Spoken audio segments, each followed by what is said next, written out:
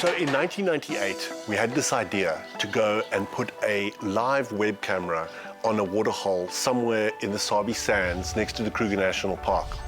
And I approached just about every single landowner, and everybody thought I was completely crazy until I met Yuri and Pippa Moorman.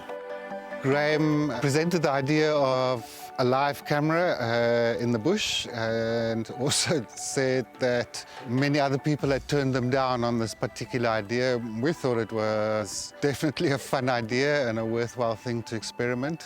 I can imagine to some of my neighbours and competitors might have seemed a rather weird and alien thing in '98.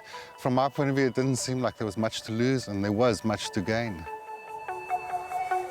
And it immediately became a runaway success. And it gave people all around the world the opportunity to watch a little piece of Africa, day and night, to watch the comings and goings of the animals, and to feel a connection for some people to an old home country, or to other people to touch a faraway, beautiful place. Back in 1998, it was the very early stages of the internet. And all we were able to do was to get a 30-second refreshing JPEG out of that camera. That means that every 30 seconds, there was a stills image, no video at all, and no audio. But over time, what we began to do is focus more and more on trying to develop this concept of giving people the opportunity to go on safari. And that became our focus, and to some extent, the webcam became less and less part of what we did.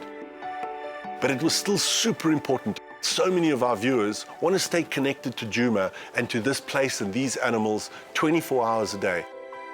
Over the years with this camera, we've had all sorts of technical problems. Most of them caused by various, unknown things that just kind of happen with equipment that's out in the African bush.